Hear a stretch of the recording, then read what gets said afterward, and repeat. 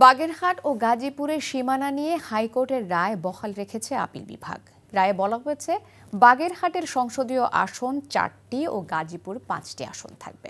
বুধবার সকালে আপিল বিভাগের পূর্ণাঙ্গ বেঞ্চ এ রায় দেন। নির্বাচন কমিশনের আইনজীবী জানান, হাইকোর্টের রায়ের পূর্ণাঙ্গ অনুলিপি দেখে পরবর্তী সিদ্ধান্ত নেবে নির্বাচন কমিশন।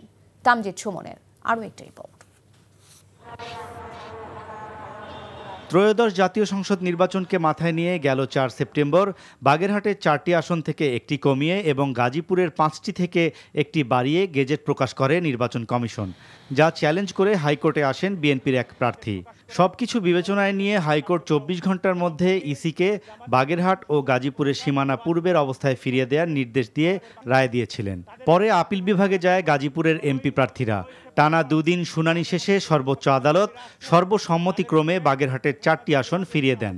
নির্বাচন কমিশনের 4 সেপ্টেম্বরে যে গেজেট প্রকাশিত হয়েছিল, সেই গেজেট বাগেরহাট ও গাজীপুরের অংশ সম্পূর্ণ অবৈধভাবে ঘোষণা হলো এবং সাথে সাথে আদালত বাগেরহাটের 4টি সংসদীয় আসন আজ থেকে এই মুহূর্ত থেকে পুনর্বহাল হলো। গাজীপুরের বিষয়ে বলেছেন, গাজীপুরে যে 5টি আসন ছিল, সেই 5টি আসনে এবার নির্বাচন হবে। এই রায়ের পর নির্বাচন কমিশনের আইনজীবী বলেন, রায় লিখিতভাবে কমিশনে পৌঁছে দেবেন তিনি।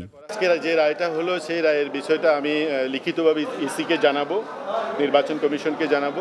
নির্বাচন কমিশনের পরবর্তী ইনস্ট্রাকশন সাপেক্ষে এটা তারা যেভাবে সিদ্ধান্ত নেবেন সে অনুযায়ী আমার রেসপন্সটা হবে। নির্বাচন সংক্রান্ত আরও 30টির বেশি মামলা হাইকোর্টে বিবেচনাধীন আছে।